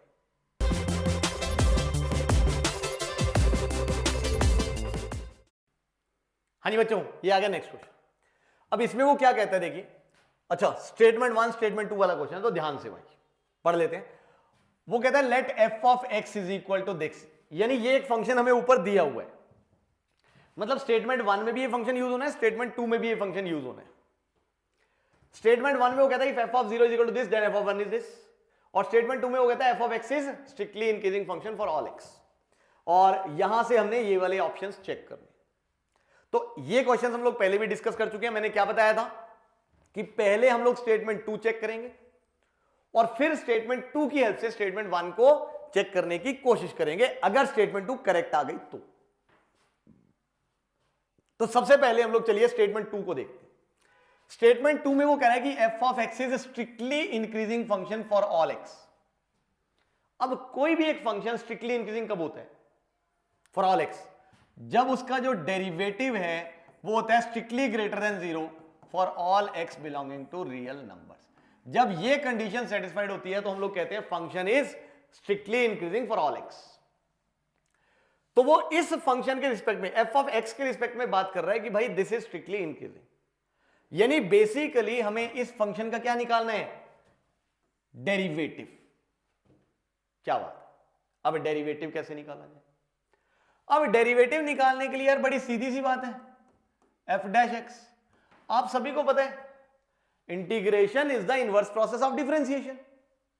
यानी अगर मैं इसकी इंटीग्रेशन, ये जो इंटीग्रेशन में लिखा, अगर मैं इसका डेरिवेटिव लूंगा तो डेरिवेटिव लिया ऑफ इंटीग्रेशन, एक दूसरे का इनवर्स प्रोसेस है, एक दूसरे के इफेक्ट को नलीफाई किया। तो यानी इस केस में जो एफ डैश एक्स है बेटा वो सीधा आ गया मेरे पास ई की पावर में minus x cube into x की पावर 8। आई होप नजर आ रही है वाली चीज। अब हमें यह देखना है क्या ये डेरिवेटिव हमेशा पॉजिटिव आएगा, स्ट्रिक्टली ग्रेटर देन 0 आएगा फॉर ऑल एक्स। अगर आप ध्यान से देखो whatever be the x real number is, e की पावर माइनस एक्स क्यूब की वैल्यू हमेशा पॉजिटिव होनी है। आप ई की जो मर्जी पावर कर दो उसकी वैल्यू हमेशा पॉजिटिव आती है, ये हमें पता है सब, यानी ये तो पॉजिटिव है। अब x की पावर 8, क्या इसकी वैल्यू भी हमेशा पॉजिटिव आएगी फॉर ऑल x? नहीं। अब आपको इसमें नेगेटिव तो आती नहीं, नेगेटिव नहीं कह रहा हूं मैं, जीरो तो हो सकती है। अगर हमने x को 0 रख दिया तो ओवरऑल ये डेरिवेटिव क्या आ जाएगा? 0। यानी अगर मैं सारे रियल नंबर्स के लिए x की बात करूं तो दिस इज ग्रेटर देन और equal to 0 for all x belonging to real numbers, ये हम लोग श्योरिटी से कह सकते हैं। समझ आई वाली चीज? यानी x को 0 लिया तो डेरिवेटिव उस केस में क्या हो जाएगा? 0 भी हो सकता है। और अगर डेरिवेटिव 0 हो गया तो फंक्शनल स्ट्रिक्टली इंक्रीजिंग नहीं रहेगा, उस केस में क्या बन जाएगा? वो इंक्रीजिंग। इंक्रीजिंग और स्ट्रिक्टली इंक्रीजिंग में तो डिफरेंस पता है ना आप लोगों को। तो उसने बोला स्ट्रिक्टली इंक्रीजिंग, ध्यान से, और हमारा यहां पे डेरिवेटिव आ रहा है ग्रेटर देन इक्वल टू 0। तो यानी अगर derivative greater than equal to 0 है तो फंक्शन इज इंक्रीजिंग। अगर स्ट्रिक्टली ग्रेटर देन 0 तो हम लोग कहेंगे स्ट्रिक्टली इंक्रीजिंग। तो क्योंकि यहां पे डेरिवेटिव ग्रेटर देन और इक्वल टू 0 आ रहा है तो इसलिए हम कहेंगे F of x is increasing function for all x. जबकि वो कह रहा है स्ट्रिक्टली इंक्रीजिंग, इसका मतलब ये वाली स्टेटमेंट क्या है? फॉल्स। अब इनकी ब्यूटी यही है, अगर आप ध्यान से देखो, कि अगर स्टेटमेंट 2 फॉल्स आ गई तो यानी हमारा आंसर डेफिनेटली सी है, और तो कुछ हो ही नहीं सकता। दिख रहा है ना, क्योंकि स्टेटमेंट 2 फॉल्स तो और किसी में है ही नहीं, यानी फॉर श्योर हमारा आंसर क्या है? सी।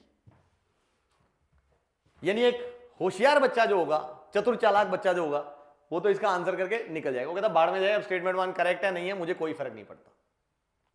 यानी हमारा क्वेश्चन हो चुका है पेपर में अगर हमने करना हो तो।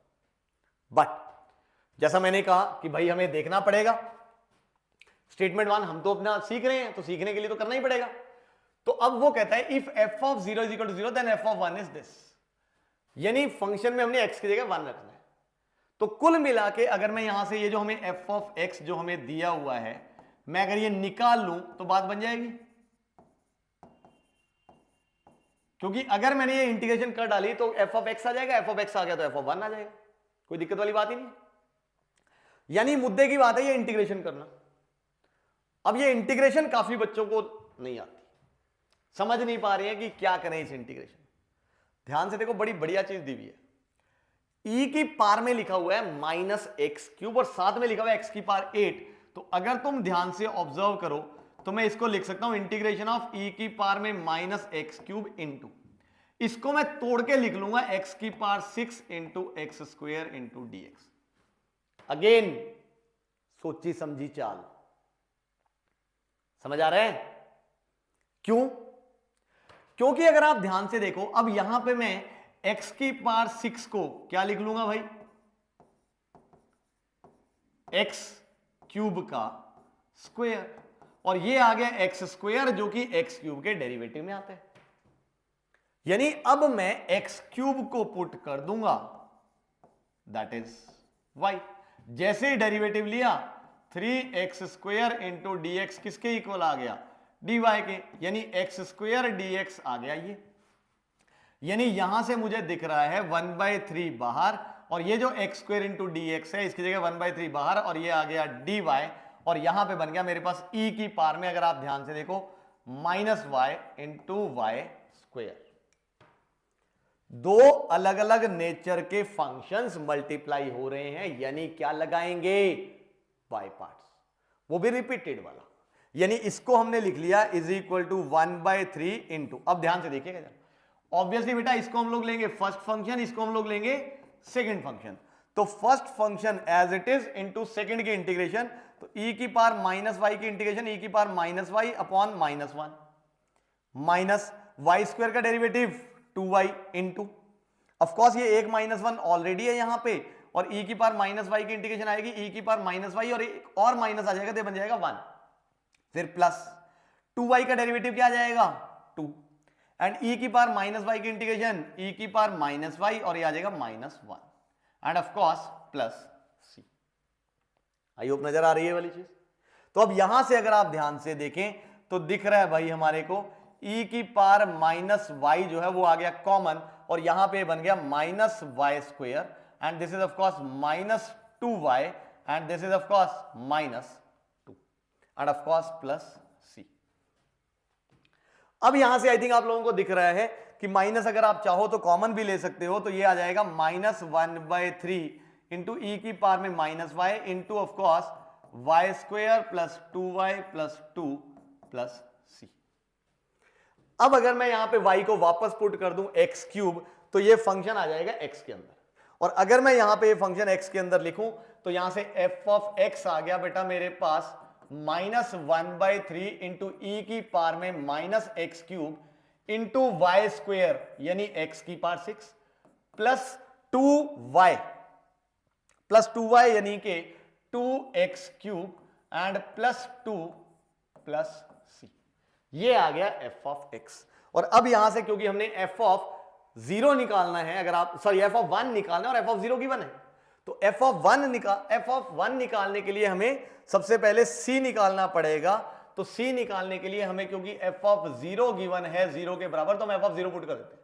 जैसे ही मैंने x की जगह 0 पुट किया तो ध्यान देखो क्या बना, माइनस 1/3 इंटू e रेज पर 0 इज 0, e रेज पर 0 इज सॉरी 1, और दिस इज 0 प्लस 0 प्लस 2, तो ये आ जाएगा into 2 is equal to c, यानी कि c की value sorry is equal to c नहीं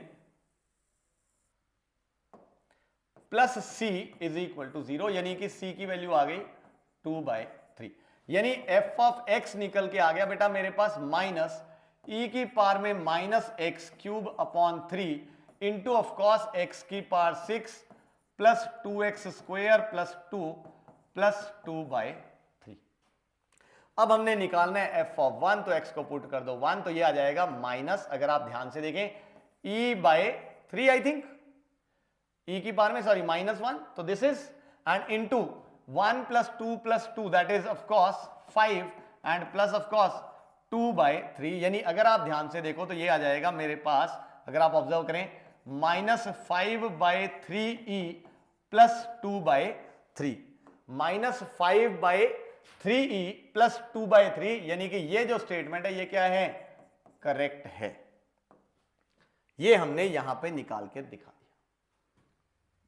समझ आया? तो अच्छी सी चीज है, मेरे ख्याल से आपको समझ आनी चाहिए ये वाली चीज। ठीक है, डन। तो चलिए फिर इंतजार किस बात का है, बढ़ते हैं हम लोग नेक्स्ट क्वेश्चन पे।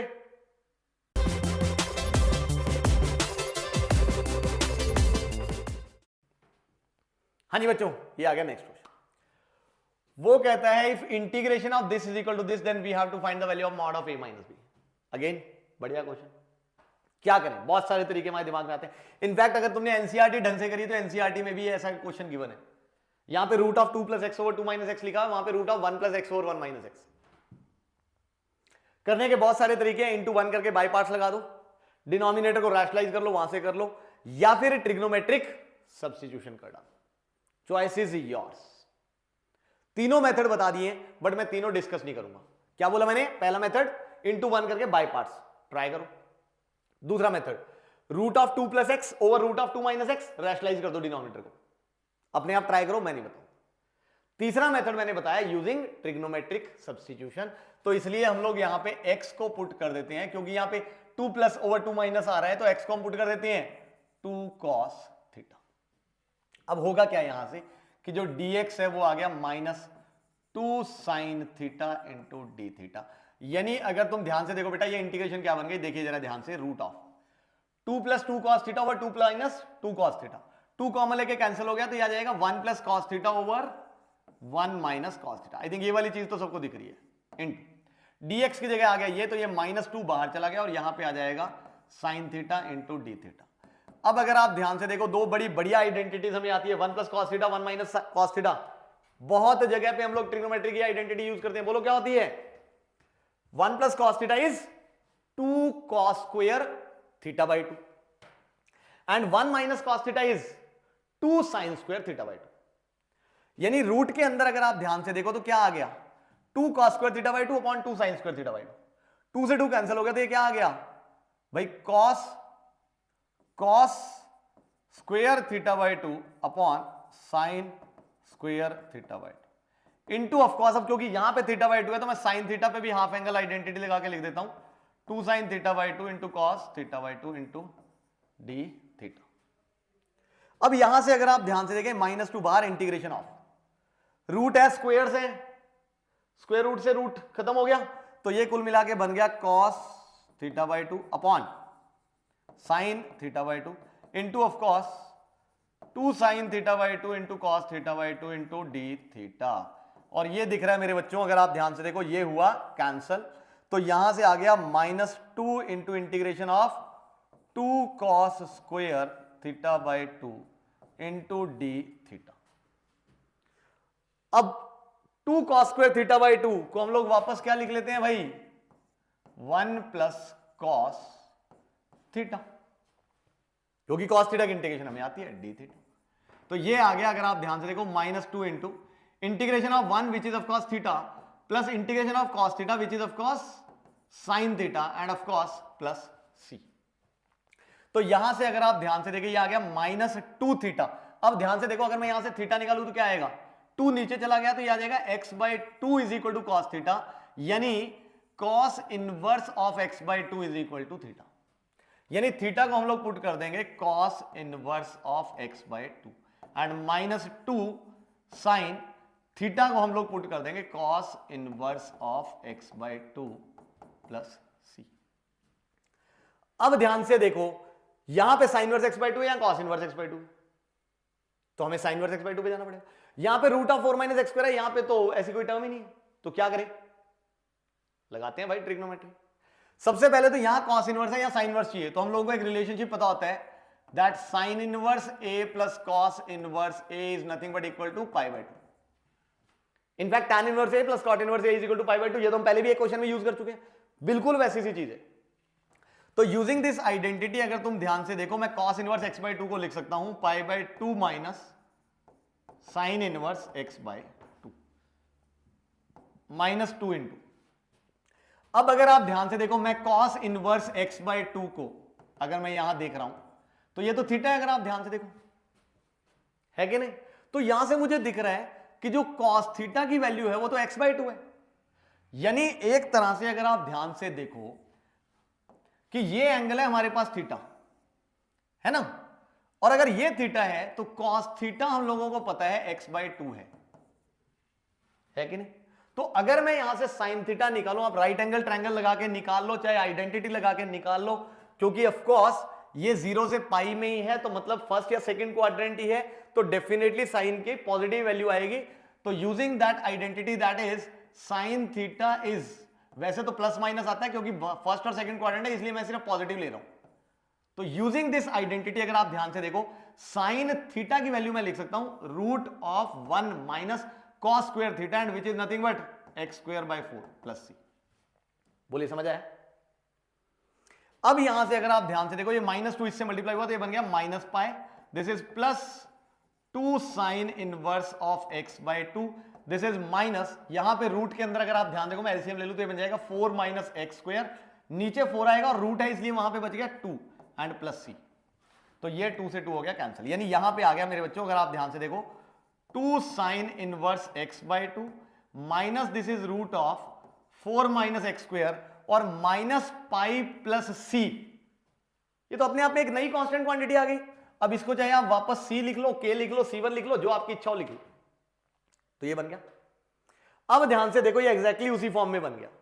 और अगर मैं कंपेयर करके देखूं तो a की वैल्यू भाई मेरे पास है 2 एंड b की वैल्यू मेरे पास है ऑफ कोर्स -1।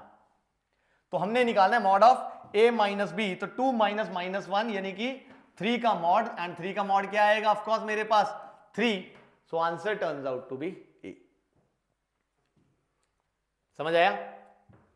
एनसीईआरटी के क्वेश्चन है, बस उससे एक लेवल मैंने आगे कर दिया। मैंने कहा चलो 1 की जगह 2 कर लेते हैं। I hope done, but adjustment बहुत अच्छी है अगर आप ध्यान से। इनवर्स ट्रिग्नोमेट्री का भर भर के यूज हो रहा है, और होता भी है इंटीग्रेशन में। आपने देखा होगा कि इंटीग्रेशन में ट्रिग्नोमेट्री और इनवर्स ट्रिग्नोमेट्री का काफी यूज किया जाता है, जैसे मर्जी यूज कर सकते हैं वो इनका, और वहीं से इसका लेवल बढ़ जाता है। देखो क्वेश्चन की लेंथ भी बढ़ जाती है। समझ आ रहा है? तो चलिए, अगर ये अच्छे से समझ आ गया है तो फिर हम लोग बढ़ते हैं नेक्स्ट क्वेश्चन पे।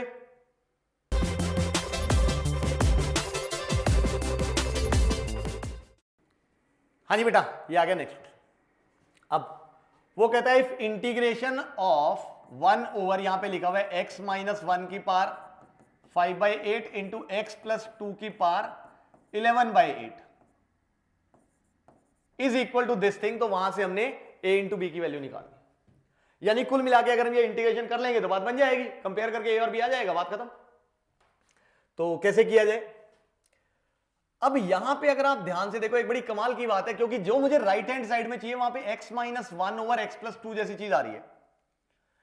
तो ये बनाने के लिए मैं एक काम करता हूं, देखो इस क्वांटिटी को, क्योंकि यहां पे 5/8 है, तो मैं x प्लस 2 की पावर 5/8 से इसको डिवाइड और x प्लस 2 की पावर 5/8 से इसको मल्टीप्लाई कर देता हूं। चलेगा? अब इससे हुआ क्या, अगर आप ध्यान से देखो कि 1 अपॉन, अगर आप ध्यान से ऑब्जर्व करें, क्योंकि यहां पे सेम पावर आ गई थी, ये बन गया x minus 1 over x plus 2 की होल पावर 5/8 इंटू, यहां अगर आप ध्यान से देखो तो ये बन गया x प्लस 2 की होल पावर। देखना जरा क्या बनेगा, 11/8 प्लस 5/8 यानी 16/8 यानी कि 2। आई थिंक ये वाली चीज बनी। अब इसके बाद नेक्स्ट स्टेप क्या किया जाए? अगर तुम थोड़ा सा ध्यान दो बेटा, तो यहां पे एक चीज मुझे दिख रही है, देखो x minus 1 upon X plus 1 की पावर 5/8 आ रही है, और यहां आ रहा है 1 अपॉन एक्स प्लस 2 का होल स्क्वायर। अब हमें पता है कि अगर इसका डेरिवेटिव लेंगे तो उसमें डिनोमिनेटर में x प्लस 2 का होल स्क्वायर आ सकता है। तो ट्राई करते हैं, मुझे नहीं पता होगा कि नहीं, लेट्स ट्राई। तो put x minus 1 over x plus 2 is equal to y। जैसे ही डेरिवेटिव लिया, डिनोमिनेटर में आ गया x प्लस 2 का होल स्क्वायर, ऊपर आ गया x plus 2 as it is into X minus 1 का derivative is 1 minus x minus 1 is as it is and x plus 2 का derivative is 1 into D x is equal to D Y. यानी यहां से मुझे दिख रहा है x plus 2 minus X plus 1, यानी ये बन गया मेरे पास 3 ओवर एक्स प्लस 2 का होल स्क्वायर, बन गई बात, into D x is equal to D Y. यानी यहां से 1 ओवर एक्स प्लस 2 का whole square into D x आ गया बेटा मेरे पास 1/3 इंटू डी वाई। देखो बन गई ना बात, क्योंकि ये डेरिवेटिव में आ रहे हैं। तो ये 1/3 तो कांस्टेंट है, बाहर ले गए हम लोग, ये आ गया मेरे पास dy और ये आ गया 1 अपॉन y की पावर 5/8, यानी y की पावर माइनस 5/8 की इंटीग्रेशन, और वो आप लोगों को दिख रहा है दैट इज 1/3। तो y की पावर माइनस 5/8 की इंटीग्रेशन आ जाएगी, y की power minus 5/8 plus 1 which is 3/8 and of course upon में 3/8 चला गया ऊपर और प्लस c, यानी यहां से दिख रहा है ये 3 से नहीं, कुछ भी कैंसिल नहीं हुआ, यानी ये आ जाएगा मेरे पास, अगर आप ध्यान से देखें 8/9 I think, 8/9 into Y, Y है क्या हमारे पास x minus 1 upon X plus 2 की होल पावर 3/8 प्लस c। और अगर मैं यहां से कंपेयर करूं तो दिख रहा है मुझे a is I think 8/9 and b is 3/8। हमने क्या निकालना है, ए बी। तो जैसे ही दोनों को मल्टीप्लाई किया, आई थिंक अब आपको आंसर सीधा दिख रहा है यार, तो 1/3 है कहीं पे, 1/3 ये रहा, तो ये आ गया आंसर। अगेन एक बहुत बढ़िया क्वेश्चन है ये, बहुत बार ये जेई में पूछा जाता है। Is that okay?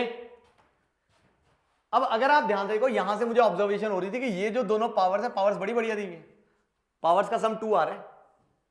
ऐसी जगह पे ये वाली चीज यूज हो सकती है, बहुत जगह पे इसका इस्तेमाल किया जा सकता है। Am I clear? चलिए फिर बढ़ते हैं नेक्स्ट क्वेश्चन पे।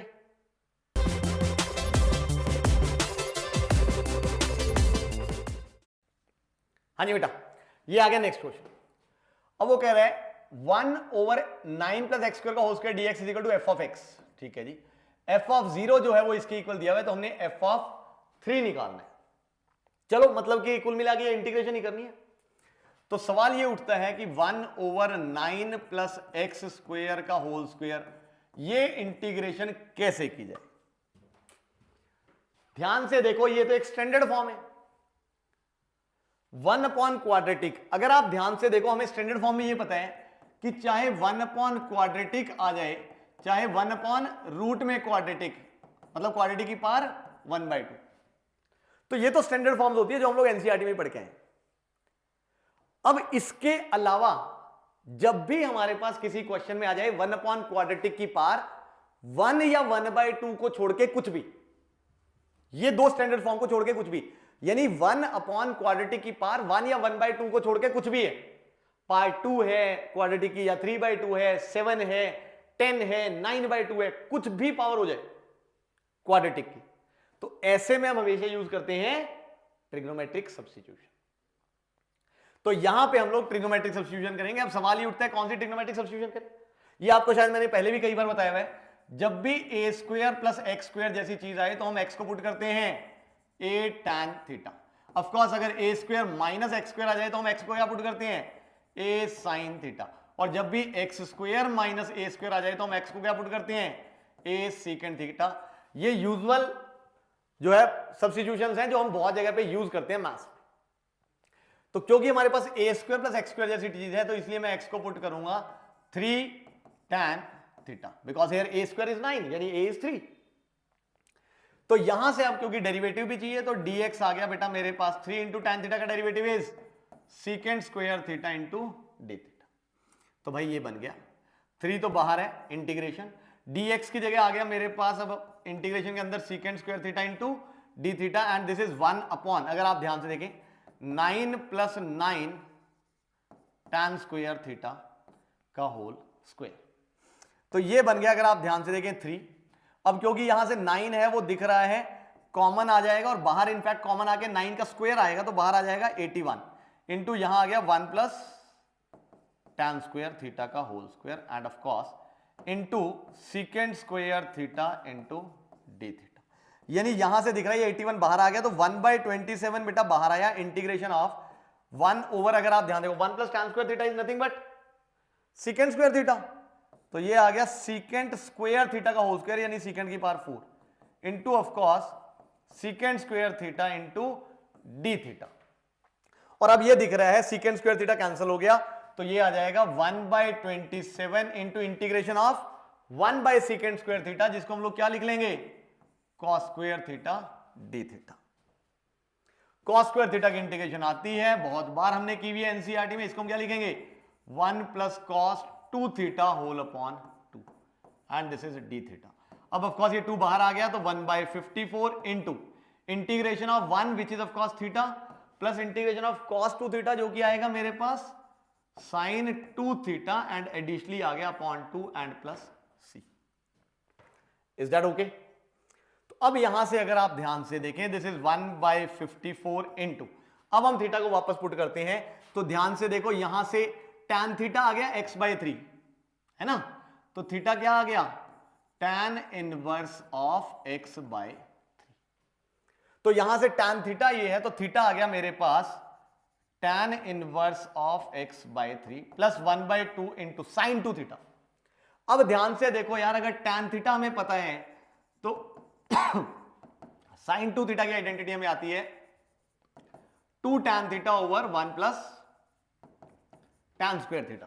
ट्रिग्नोमेट्री पढ़ी है ना हमने, तो यहां से हमें दिख रहा है कि साइन 2 थीटा की वैल्यू आ गई भाई 2 इंटू x/3 यानी कि 2x/3 upon 1 plus x square by 9।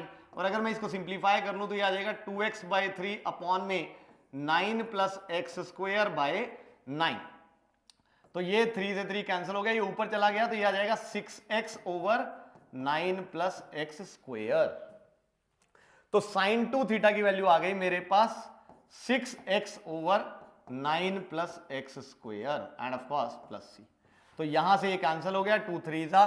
तो ध्यान से देखिए यहां से मुझे दिख रहा है कि अगर मैं f ऑफ x निकालूं तो f ऑफ x मेरे पास बच्चों आ चुका है, that is 1/54 into of course bracket लगा के यहां पे tan inverse of x/3 plus 3x/9 plus x square and plus c। ये आ गया f ऑफ x। अब हमें चाहिए होगा c निकालने के लिए हमें कंडीशन दी हुई है f ऑफ 0, तो हम लोग लिख देते हैं। अब f ऑफ 0 अगर आप ध्यान से देखो, मैं यहां से निकालूं तो क्या आएगा f ऑफ 0, देखिए जरा, x को 0 रखेंगे, यहां पे x को 0 का tan inverse 0 is 0 and this again 0, तो c की वैल्यू क्या आ गई 0। Is that okay? नहीं, एक मिनट भाई, c ये आ गया और f ऑफ 0 आ गया ये, तो ये सारा 0 बन गया, तो c की वैल्यू आ गई -π/216, यानी c की वैल्यू आ गई -π/216 ये आ गया, सॉरी। अब हमने निकालना है f ऑफ 3, तो x की जगह 3 पुट कर देंगे, तो f ऑफ 3 आ गया, अगर आप ध्यान से देखें 1/54 इंटू ब्रैकेट में tan inverse of 1, tan inverse of 1 is nothing but π/4 and plus x is भाई 3, तो ये क्या आ जाएगा मेरे पास 9 अपॉन, अगर आप ध्यान से देखें तो ये क्या बन जाएगा, दिस इज 3 3 जा 9 upon 9 plus 9 is 18 and of course minus π/216। तो ये ध्यान से देखो, जब ये इधर मल्टीप्लाई हुआ तो ये बनेगा π/216, वो तो कैंसिल ही हो गया, तो यहां से आ गया, अगर आप ध्यान से देखो 1/54 into 9/18 which is 1/2 I think, तो 54 को 2 से किया तो क्या आ गया 1/108, so that's why answer turns out to be option B. समझ आ रहा है? कैलकुलेशन गड़बड़ ना हो जाए, कैलकुलेशन गड़बड़ हो गई तो फंस जाएंगे हम लोग। Is that okay? क्योंकि अगर एक बार गलती हो गई तो गलती मिलना जेईई मेन के पेपर में ऑलमोस्ट इम्पॉसिबल है। तो इसीलिए एक ही बार में हमने कैलकुलेशन ऐसी करनी है कि जो बिल्कुल सटीक जाए, जिसमें गलती होने के चांसेस ना हो। एक आधी मेरे से भी हो जाती है, बट क्योंकि लंबे लंबे लेक्चर्स बना रहा हूं तो ऑफकोर्स थक जाता हूं, दिमाग थोड़ा डाइजेस्ट हो जाता, वो एग्जॉस्ट हो जाता है, सॉरी डाइजेस्ट कर रहा हूं, तो इसलिए थक जाता हूं। देखो डाइजेस्ट की जगह भी एग्जॉस्ट वर्ड निकल रहा है, मतलब थका हुआ हूं, बट खैर कोई बात नहीं। Is that okay? तो चलिए गाइस, इसके बाद हम लोग बढ़ते हैं नेक्स्ट क्वेश्चन पे।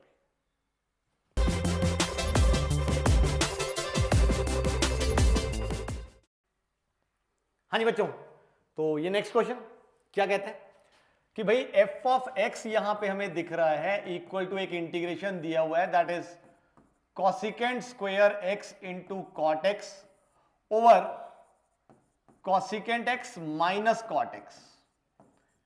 इसके साथ साथ f ऑफ π/2 दिया हुआ है 0 और हमने f ऑफ 7π/2 निकालना है। चलिए तो निकालते हैं, कैसे निकाला जाए। देखो भाई, अब यहां पे इंटीग्रेशन कैसे की जाए, नीचे cosecant x minus cot x आ रहा है, अगर ये होता cosecant square x minus cot square x तो ऑफकोर्स 1 बन जाता। तो इसलिए let's do one thing, let's rationalise the denominator, यानी डिनोमिनेटर को हम लोग मल्टीप्लाई कर देते हैं किससे, cosecant x plus cot x से। और जैसे ही हमने cosecant x plus cot x से न्यूमिनेटर और डिनोमिनेटर को मल्टीप्लाई किया तो डिनोमिनेटर में आ गया cosecant square x minus cot square x, and which you all know क्या होता है 1। इसका मतलब डिनोमिनेटर बन गया 1, सिर्फ यही इंटीग्रेशन है। समझ आया? ये इंटीग्रेशन बड़ी आसान है। कैसे? अगर आप ध्यान से देखो तो इसको मैं क्या लिख सकता हूं, इंटीग्रेशन ऑफ, अगर मैं ब्रैकेट में मल्टीप्लाई कर लूं तो ये आ जाएगा cosecant square x into of course एक तरह से ये लिखा हुआ है cosecant x into cot x, I think ऐसे लिख लें, कोई दिक्कत। प्लस अगर आप ध्यान से देखो तो यहां पे लिखा हुआ है इंटीग्रेशन ऑफ कॉट, कॉट से मल्टीप्लाई हुआ तो cot square x into cosecant square x into dx, इसमें कोई दिक्कत। अब ध्यान से देखो, ये दो बड़ी बढ़िया इंटीग्रेशन बनी और दोनों इंटीग्रेशन हमारे को आती है। कैसे? अगर मैं कॉसिकेंट x को पुट कर दूं से y, डेरिवेटिव लेने पे क्या आएगा हमारे पास, minus cosecant x into cot x into dx is equal to dy। बोलो दिख रहा है कि नहीं? यानी ये माइनस चला गया इधर, यानी ये तो सीधा आ गया y² की इंटीग्रेशन, यानी कि बाहर हमारे पास क्या है माइनस है और y² की integration is y cube by 3, यानी कि 1/3 इंटू कॉसिकेंट क्यूब x, क्योंकि ये तो डेरिवेटिव में ही चला गया।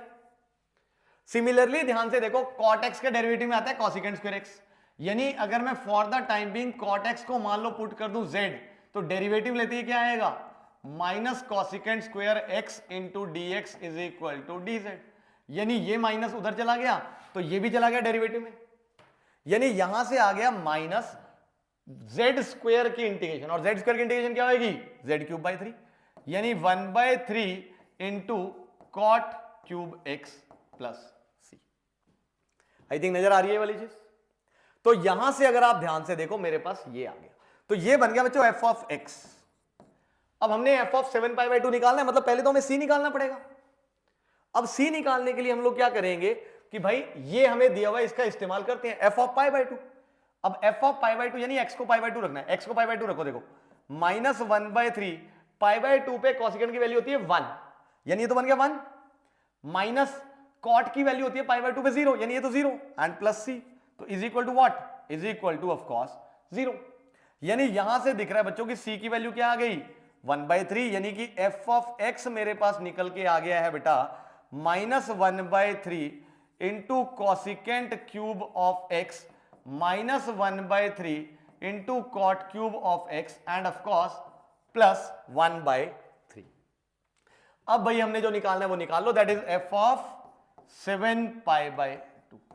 अब एफ ऑफ 7π/2 निकालने के लिए अगर आप ध्यान देखो, एक्स को 7π/2 रखो तो 7π/2 पे इसकी तो वैल्यू 0 ही हो जानी है, और 7π/2 पे कॉसिकेंट की वैल्यू ध्यान से देखो जरा भाई, जब हम क्वाड्रेंट्स बनाएंगे तो ये 0, ये π/2, फिर ये पाई, फिर ये 3π/2, फिर ये 2π, फिर ये 5π/2, फिर ये 3π, और यहां आएगा 7π/2, और यहां पे जो कॉसिकेंट की वैल्यू होती है वो क्या होती है, -1, यानी इसकी वैल्यू आ जाएगी मेरे पास -1। Is that okay? तो इसकी वैल्यू अगर -1 हो गई तो -1 का क्यूब इज -1, तो -1 इंटू -1/3 इज 1/3, तो ये आ गया मेरे पास 1/3, ये 0 और plus 1/3, so answer turns out to be 2/3, 0। अरे कुछ हमने गलती कर दी क्या? मेरे हिसाब से तो हमने कुछ गलत नहीं किया यार, इतनी छोटी से मैं क्या गलती करूंगा मैं। तो यहां से ये आ गया, दोनों के डेरिवेटिव नेगेटिव आने ही आने हैं, ये प्लस है, तो यहां से π/2 पे ये 1 ही बनता है, तो ये उधर जाके 1/3 बन जाएगा, तो सी की वैल्यू 1/3 आ गई, ये माइनस माइनस प्लस बनेगा और प्लस, तो मेरे हिसाब से answer should be D, 2/3। Is that okay? मुझे नहीं लग रहा इसमें कोई गलती है, तो यहां से हमारा आंसर आ चुका है, तो यहां पे जो हमारा क्वेश्चन है वो हो गया खत्म। समझ आया इंटीग्रेशन क्वेश्चन कैसे करना है? तो ये है भाई हमारे पास इनडेफिनेट इंटीग्रेशन का लेक्चर। मेरे हिसाब से हमने काफी क्वेश्चंस कर लिए हैं, और इतने क्वेश्चन से काफी हद तक हमारी जो इंटीग्रेशन है वो पूरी की पूरी रिवाइज हो गई है। मैंने क्वेश्चन बड़े ध्यान से सोच समझ के, जो रेलेवेंट है हमारे जेईई मेन के हिसाब से, जैसे से क्वेश्चन आते रहे हैं वैसे ही क्वेश्चन मैंने यहां पे डालने की कोशिश करी है, ताकि आप लोगों को एक्चुअली जेईई मेन के पेपर में फायदा हो, और इनडेफिनेट इंटीग्रेशन से अगर कोई क्वेश्चन आए तो वो सॉल्व हो जाए। वैसे इनडेफिनेट इंटीग्रेशन से इन सालों में क्वेश्चन कम आ रहे हैं, डेफिनेट से ज्यादा डाल रहे हैं, बट स्टिल कभी कभार एक आध क्वेश्चन आ रहा है, तो इसलिए इनडेफिनेट भी हमें करनी ही करनी है, एंड इनडेफिनेट होगी अच्छे से तभी तो हम डेफिनेट कर पाएंगे। तो चलिए, मेरे ख्याल से ये लेक्चर आपको अच्छे से समझ आ गया होगा, जितने कॉन्सेप्ट्स हैं वो आपके सारे ब्रशअप हो गए होंगे। अब प्लीज मेक श्योर इसको और अच्छे से करने के लिए आपके जो PYQs हैं वो आप लोग सॉल्व कर लीजिएगा, एटलीस्ट पिछले 3-4 सालों के 5 सालों के PYQs जरूर सॉल्व कीजिए। हर एक चैप्टर के जैसे हम लोग लेक्चर किए जा रहे हैं, लेक्चर बाय लेक्चर आप PYQs कीजिए, ताकि आपका हर एक जो चैप्टर है मैथ्स का वो स्ट्रांग हो जाए। Is that okay? और इतना करने के बाद मुझे नहीं लगता कि आपका मैथ्स करने में बहुत ज्यादा कोई दिक्कत आने वाली है for your JEE main. Is that okay? तो चलिए गाइस, आज के लेक्चर को हम लोग यहीं खत्म करते हैं। मैं आपसे विदा लेता हूं और मिलता हूं नेक्स्ट लेक्चर में, जहां हम लोग इस चैप्टर के सेकंड पार्ट के बारे में डिस्कशन करेंगे, and that is of course definite integration. तो चलिए guys, see you all soon in the next lecture.